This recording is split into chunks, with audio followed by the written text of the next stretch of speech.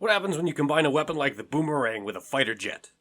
You get the Horton Brothers 229. Hey, I'm Chase, a sci-fi author who's founded my own publishing company and a professional internet nerd. If you want to see more nerd content like this, or hear about my sci-fi books, The Descendant Saga, subscribe to the channel so you can stay up to date, or go to the website, thedescendantsaga.com, and subscribe to the monthly newsletter Tightbeam, where you can get not just publishing updates, but free content and lore about my sci-fi books you won't see anywhere else. The Horton 229 was a prototype flying wing jet fighter built by the Nazis late in the Second World War. This was one of the first, if not the first, jet-powered flying wings.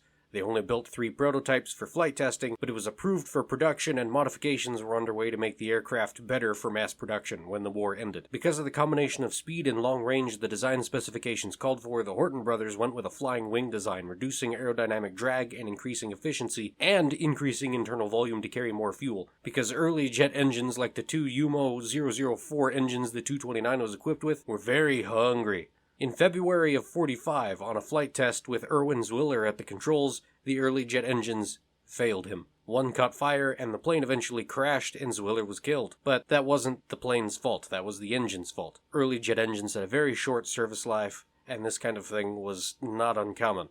Production continued. In April of 1945, the U.S. Army found the 229 prototypes, and one was sent back to the United States via Farnborough for evaluation. This airframe now sits in the Smithsonian National Air and Space Museum. I have no idea the veracity of these claims, or if it's just the public's subconscious association with the B-2 bomber, but I've heard many tales of the 229's stealth capability, that it was built with charcoal-impregnated glue, and the slim wing shape made its radar cross-section small enough that the early English chain-home radar defense network couldn't detect the planes, and that one of the prototypes on a test flight was able to loiter over and cross the English Channel without being interdicted because ground-based radar couldn't detect it. True? Maybe. Myth? Probably. Will we ever know for sure? I doubt it. That speculation is lost to the memories of the men who lived that history. Stealth or not, the 229 and the flying wing concept influenced a whole slew of aircraft designs, leading to all sorts of great planes, some still in service, and new flying wing designs like the B-21 Raider still coming out in the modern era. 229 was ahead of its time, and I call it the Boomerang because even if it was thrown and it missed its target, its legacy is still evident in modern military aviation.